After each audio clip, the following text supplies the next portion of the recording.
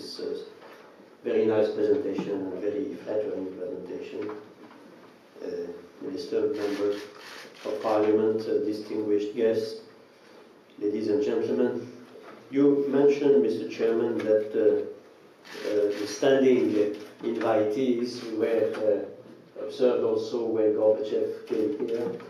He was asking you whether you were saying that to all your invitees in order to greet them nicely, but I cannot resist mentioning the story I was told by John Major on Soviet Union. I will not say particularly on Monsieur Gorbachev, but he was saying that once he had to go to Moscow with a team of the Treasury as Prime Minister, and it was to look at the situation of the Soviet Union economy. So the first question he asked the leader of the Soviet Union was, could you sum up the situation of the Soviet economy in one word? And after due reflection and meditation, the head of Soviet Union told him, well, in one word, I would say good. Which, of course, triggered absolute stupefaction in the British delegation, according to John Major. And so the question was, could you elaborate a little bit? I'm very surprised. It's not at all what we have in our own documents and in the files that we have been preparing in London. The situation looks much more complex, obviously. Could you elaborate in 2 words? And then after due and long meditation, the head of Soviet Union, I don't say it is Mr. Gorbachev, said, to sum up in 2 words, I would say no.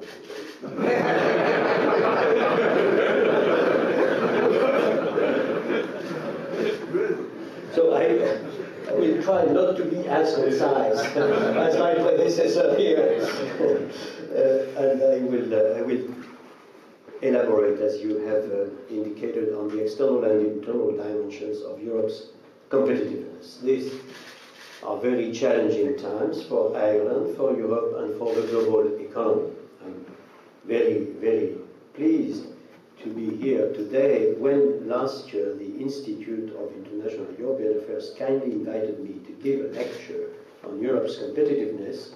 I was delighted to accept the opportunity to look at Europe's economy from a broad perspective and to focus particularly on the growing challenge of globalization. And as the title of this address today, I've chosen the external and internal dimensions of Europe's competitiveness. Those 2 dimensions are closely interrelated, in my opinion. And they are also related to the current situation, which is quite different, obviously, from the current situation we were experiencing when I was invited. I will therefore also take the opportunity to talk about the economic crisis, its impact on Europe as a whole, and on the Irish economy. Developments in the international economy were always likely to have a particular impact on this country, reflecting its very open nature and its strong dependence on international trade and financial flows. But it is important that we fully recognize the global nature of this crisis, in which public authorities everywhere in the world are confronted by the adverse effects of the market turbulence on their own economy and financial systems. And it is important to recognize that despite these difficulties, we have not lost the things that have made our own economy so successful in recent years, notably our talented workforces, our dynamic businesses, and our openness to trade. Let me start by focusing on the topics suggested to me by the hosts of today's event. I would like to address some specific aspects of the external performance of the euro area and of the euro area countries. And I would like to discuss how they relate to key internal dimensions, including integration, flexibility, and competition, drawing your attention to policy changes that are necessary to maintain and improve Europe's competitiveness. As I will argue, those reforms will not only help the European economy to succeed in an increasingly globalized world, they are also crucial for getting through the current situation. So, what do I mean exactly by competitiveness? For many people, competitiveness is a disconcerting word, suggestive of pressures to change and constant adjustments. And as we know, these pressures can have personal and social costs. But there are very large benefits. We need to stay competitive for the long-term welfare of the people of the euro area. What does the word competitiveness mean to economists? In a narrow sense, but only a narrow sense, it is often used to refer to international price competitiveness as measured by the various indicators of prices, taking into account the effective exchange rates. At the European Central Bank, we analyze developments according to a whole host of such indicators.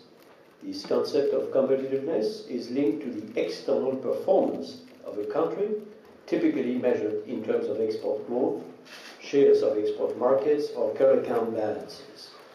Developments in price competitiveness have always been important drivers of an economy's ability to compete in international markets. But in recent years, other factors have become increasingly important.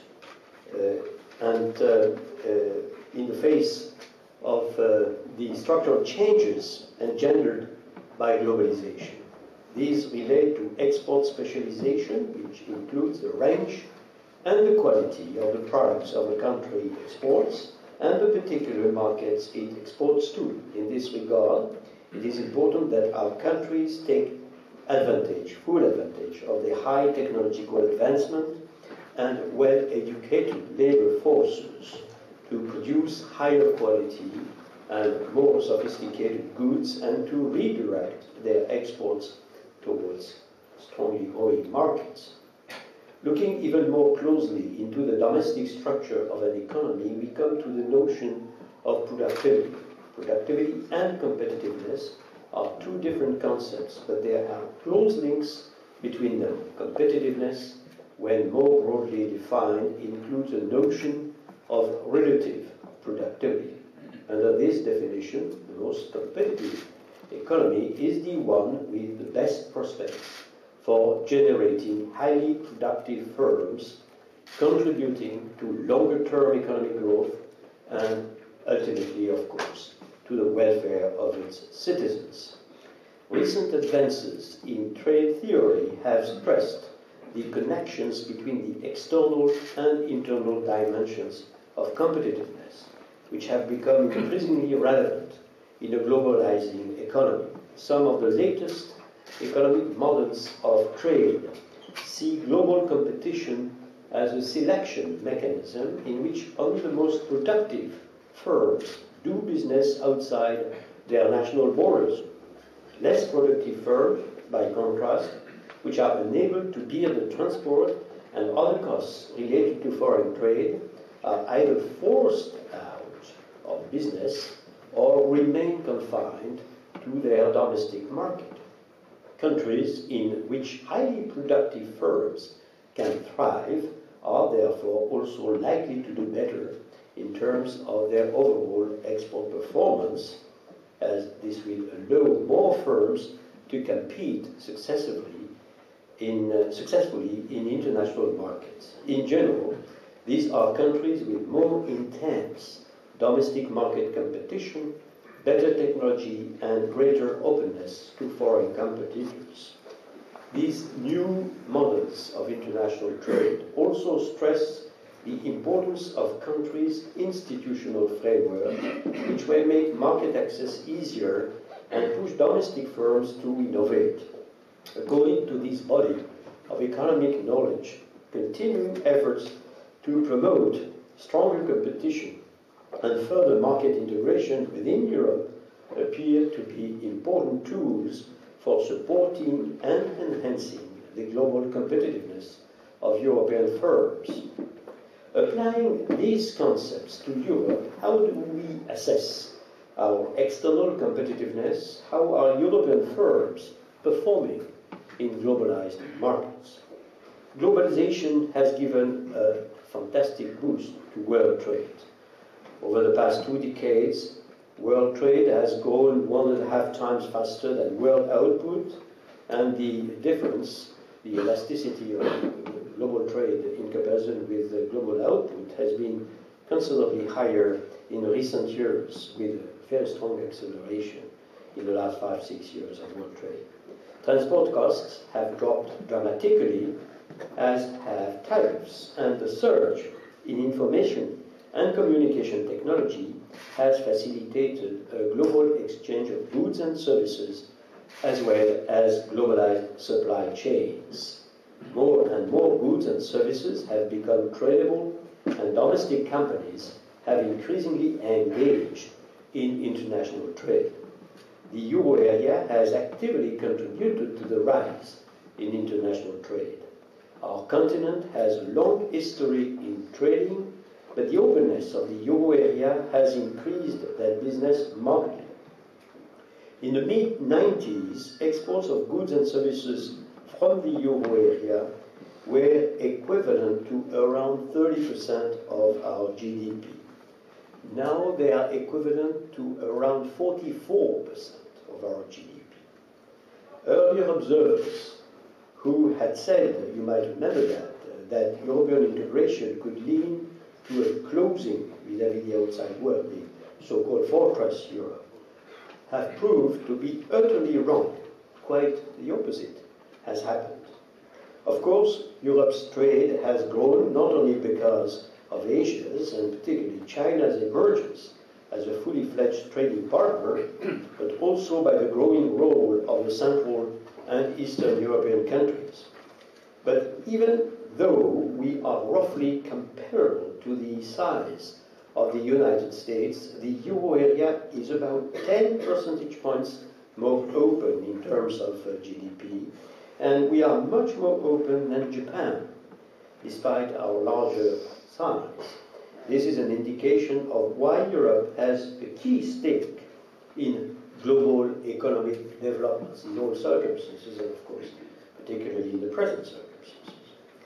Europe's openness is also remarkable in international finance, and I suspect it is much less known than our openness in international trade.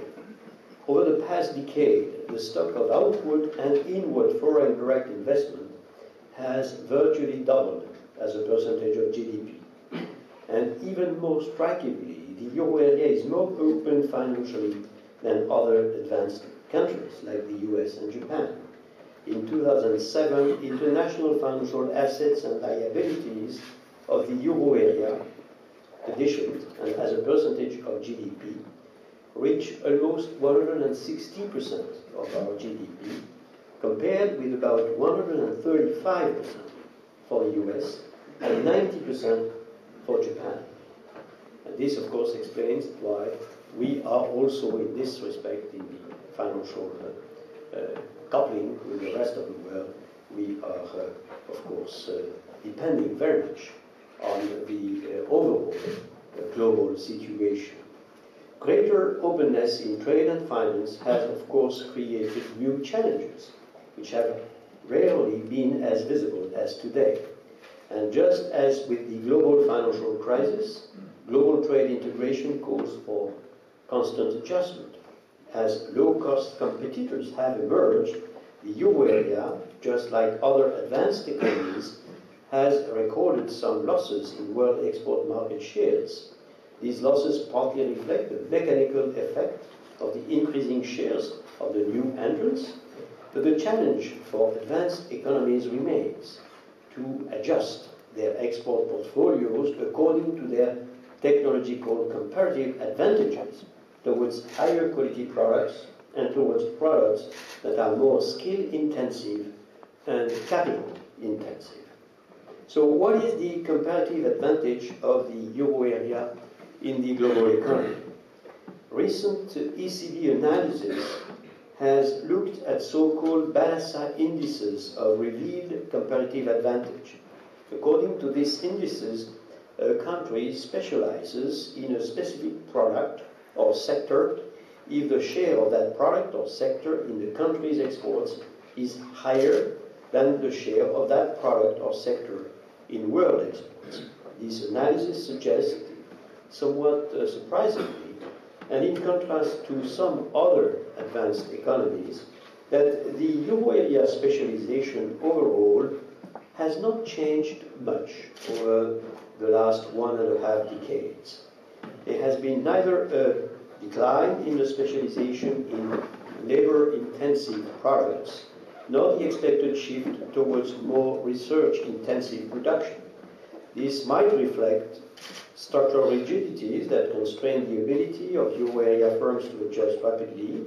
It could also mean that euro area firms have so far not been under significant pressure to make substantial changes in their specialization, particularly as regards medium high-tech exports. But this general picture for the euro area does, however, not necessarily hold for all euro area countries. There have been very substantial differences in the export performance across individual countries, and euro area countries have witnessed significant differences in cost competitiveness since the launch of the euro. This explains why the ECB has always said that an appropriate peer surveillance of the evolution of competitiveness indicators, including cost competitiveness and unit level cost, was of the essence.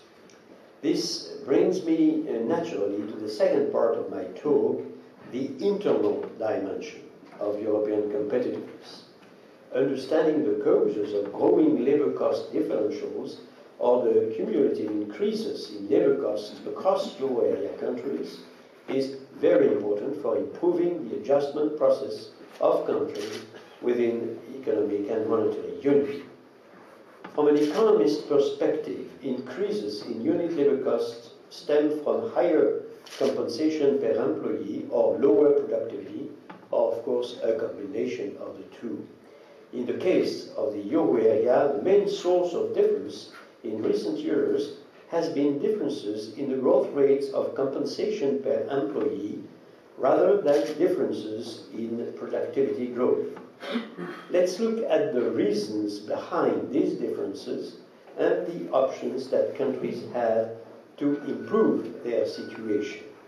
Such analysis is particularly important in the present time. Some countries may not only be affected by the global downturn and the financial crisis, they may also need to adjust in order to undo domestic imbalances. I see four main developments which have arisen in the monetary union and which help to explain the observed differences in increases in labor costs measured with the unit labor cost in a number of euro area countries. First, explanation, some countries might have entered the euro area at a moment where this overall cost competitiveness was clearly hampered for a number of reasons. Germany offers a clear example of such an economy due to the strong increases of unit labor costs associated with the reunification. A lower level of increases in unit labor cost than the average of the euro area since the setting up of the euro was advisable for such economies, for obvious reasons, catching up of previously lost competitiveness. Second, the opposite case has also been observed, or can be observed, and has been observed. Some countries have entered the euro area in a position of relative over-competitiveness. The Netherlands, for instance, had in 1999 a very strong competitive position due to the success of their long-standing previous strategy of competitive disinflation. A higher level of increases of unit labor costs during several years is explainable, and I would say in some respect justifiable in such a situation. Third, some countries might be or might have been catching up in terms of growth. Then they may have experienced relatively strong trend increases in per capita GDP. To the extent that these income per capita developments are sustainable, relatively strong wage increases are justifiable by reference to the fundamentals of the economy. These three first developments are economically justified and need not necessarily be a concern for policymakers. However, there is a fourth type of development which poses problems for the economies concerned. Some euro area countries have witnessed a long period of strong growth in domestic demand.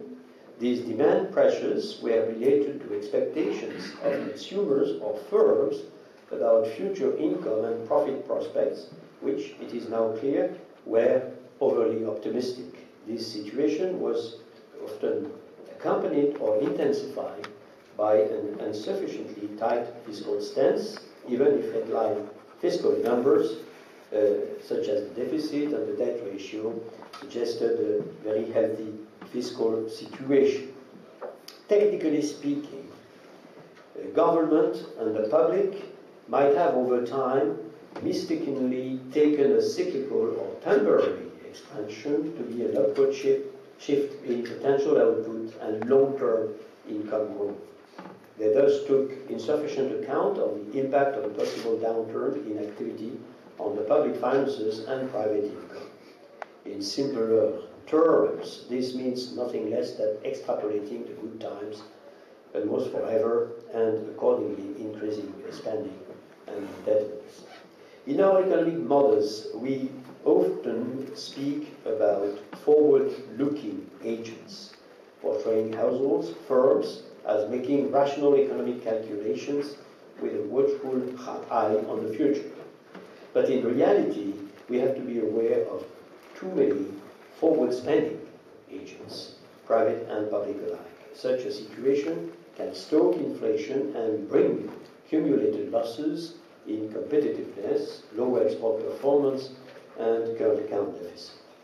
Moreover, it has often resulted not only in pressures on the prices of goods and services, but also in asset price inflation. In addition, in some cases, sizable wage increases in the public sector during normal or good times may have provided the wrong signals for wage bargaining in other sectors. The accumulation of relative losses in cost competitiveness and the build-up of domestic imbalances need at some point to be corrected. The correction within the monetary union can and must be achieved through lower unit labor costs increases relative to the average of the union. In an environment of flexible wages and prices, this adjustment could proceed smoothly without significant losses in output and employment in comparison with the, I would say, normal evolution, taking into account, of course, the global influences. However, if the economy concerned suffers from structural rigidities in product and labor markets, a more protracted and more painful adjustment in output and employment will then finally take place. As enhancing flexibility has been a message that the ECB has championed for a long time, let me focus on such rigidities which unfortunately appear to affect, and I'm not speaking of any country in particular there, I would say it's a general problem that we have to take into account. I believe there should be more public awareness than insufficient attention of wage setting to current and expected productivity developments makes any correction to previous losses of competitiveness more painful in terms of output and employment losses. And I would like now to turn to the current difficulties in the international economy, which are having a strongly negative impact on all economies of the euro area, including the Irish economy. For many years, Ireland has been a great success story. Openness to trade, a high degree of flexibility have allowed the country to benefit substantially from globalization during the last decades. It now has a very high income per capita, much higher than the average of the euro area, and it is characterized by a skilled workforce, a flexible labor market, moderate taxation, and a business-friendly regulatory environment. None of these advantages have been lost as a result of the global financial crisis, of course. But crucially for Ireland, this unprecedented international shock has come at the same time as the economy has been undergoing a necessary rebalancing in the composition of its growth, intensifying, of course, the challenges it faces. In particular, the construction and the banking sector are under a phenomenon of adjustment. The Irish government is acting resolutely to address the situation. With the public finances, important action is being taken to make immediate savings, and plans are being drawn up for a return to compliance with the Stability and Growth Pact. A fiscal policy that convincingly reduces future public deficits is indeed absolutely essential. In addition, measures have been taken or are underway to recover lost competitiveness and to exploit the country's comparative advantages in its high-tech, high-skills industries. What is crucial at this moment for all economic policy actors is to take measures that are both supportive of the current environment, in the current environment, and in the longer-term interests of the economy. Many euro area countries, despite some progress, still exhibit structural impediments triggered by a rigid legal and regulatory environment. Unemployment is a clear concern right now in many parts of the euro area, and we surely do not want to lose human capital or scar a large proportion of the people of working age. As I mentioned before, wage restraint would help a lot in this respect. More generally, in order to minimize job and output losses related to the current downturn, it is vital that authorities and social partners pursue four objectives in the view of the ECB. First, wage settings need to take into account of the competitiveness and labor market conditions in a responsible and timely manner. Second, authorities should pursue courageous policies of spending restraint, especially in the case of public wages. A prudent fiscal stance should be always in place. Third, the completion of the single market, particularly in services and network industries, should be achieved. A deeper integration of markets is crucial to foster competition and open product and labor markets. Measures that hinder free competition and cross-border trade must be avoided. In this context, it is, of course, of the utmost importance to resist protectionist pressures at all levels. Fourth, in the context of the Lisbon Agenda, the necessary reforms that enhance competition and improve long-term growth prospects in the euro area must be implemented. Especially in these difficult times, such reforms are very important in all euro area countries to counteract the economic downturn and limit its negative impact on employment. The price of delaying reforms is particularly high at the current stage. For many years, we have been saying that we need structural reforms. The crisis offers us the opportunity, and I would say in many respects the obligation, to seize the moment and implement the right reforms. They would help the economy overcome the crisis and be stronger afterwards. I also want to call, if I may, on European policymakers as a whole. As a lesson from the current crisis, we should consider ways how to strengthen our surveillance of competitiveness within the European Union, and in particular in the euro area. This should help countries to build stronger buffers in good times, and it should also help to avoid excessive increases in unit labor costs. In other words, this would prevent us from again extending public and private spendings beyond sustainable levels and experiencing difficulties similar to the current ones. Let me, if you permit, Mr. Chairman, conclude. As you know better than me, the great Irish playwright George Bernard Shaw was not at all impressed by the economics profession. His was the famous disparaging remark that, and I'm quoting, if all economists were led end to end, they would not reach a conclusion. Certainly, in these very challenging times, it is not easy for all economic policy makers to reach agreement on the way forward. But let me offer some avenues that I hope we can all agree.